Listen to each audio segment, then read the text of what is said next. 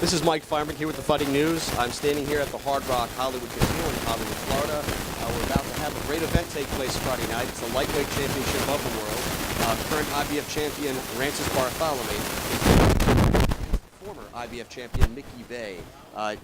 We expect a lot of fireworks that night. I'm standing here right now with Mickey Bey's cut man and the best in the business, Jacob Stitch Duran. How you doing, Jacob? I'm doing great, Mike. It's good to come to Florida and leave the dry heat, come over here to where it's a little bit humid, but it's kind of good for my bones, so I'm glad to be here. Plus, it's going to be an outstanding card Friday night. I'm really looking forward to it, and if you're going to choose a winner, you better just flip a coin because it's going to be that type of fight. It's going to be that type of fight, exactly. I was talking to both the fighters here just a few minutes ago, and it doesn't seem like Mickey Bey has a problem with that reach advantage and height advantage whatsoever. He says he's quick enough. It's not going to make a difference. He's explosive. He's stronger. He's faster. Rances Bartholomew laughs it off. He thinks, none of that's going to make a difference about his speed because that reach the whole way through. What's your take on how you predict it to go? Well, I never predict them. I always prepare for worst case scenario. My job is to take care of Mickey Bey and give him every opportunity to win a fight. But I'm not much for hype because it really doesn't mean a whole lot until you get in there and actually do what you have to do. So it's the type of thing. Whoever really has this. I'm not going to say the skills because they both have skills, but whoever has the strategy and sticks to it, it's going to be the winner. Okay. Here's a numbers question for you. How many champions have you been in the corner of, and how many championship fights have you worked? Oh God, I can't even come close to tell you. I know I've worked with a lot of great world champions, and I've done tons and tons of world title fights. And even when it comes to wrapping hands, I can honestly say that I've probably wrapped more hands and worked more cuts than any cut man in the history of this sport.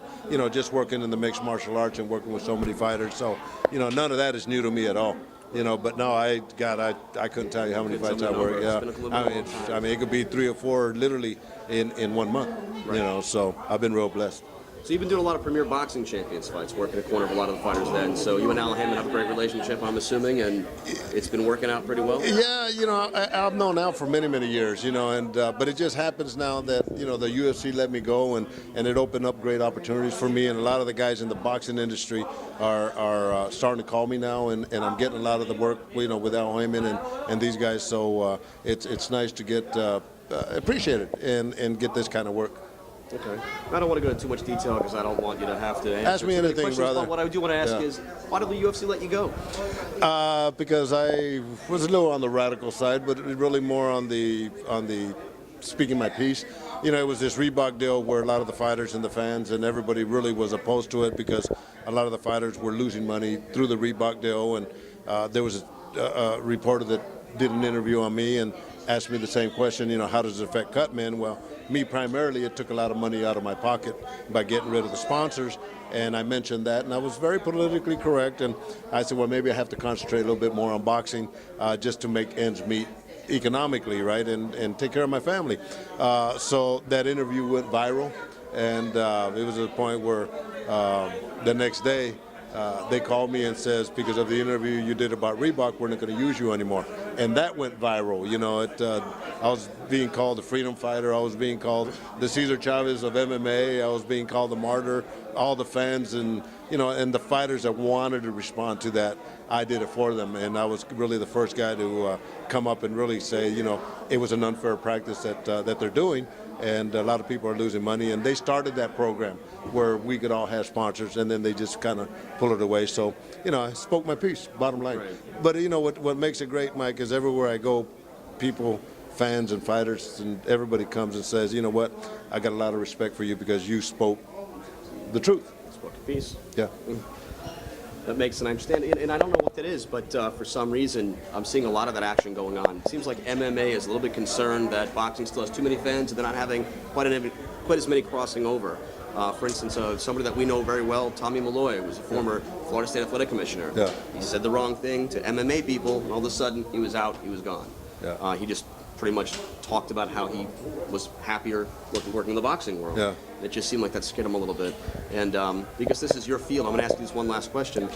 I'm seeing that a lot of these fighters, MMA, are getting severely hurt, severely injured. And since the sport is still so fairly new when it comes to things, I'm seeing 5, 6, 7 years down the line, a lot of these fighters are going to have some serious injuries that they can't recover from.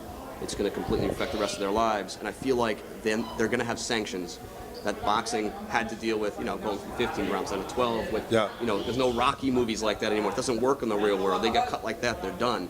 Do you see that kind of thing happening? And if you do you see MMA fans coming back to boxing because of it? Yeah, that's a great question. Nobody's really asked me. The thousands of questions I've been asked, nobody's ever brought that issue up. But you're absolutely right. And what's happening is the game is getting so sophisticated. It's really increased from the 15 years I've been in the mixed martial arts now. The athletes have gotten so much better. Their techniques have gotten so much better. The competition has gotten so much better. And there are injuries. These guys are getting beat up. Their knees, their backs, their shoulders, everything are getting beat up. Dementia, as it's starting to kick in.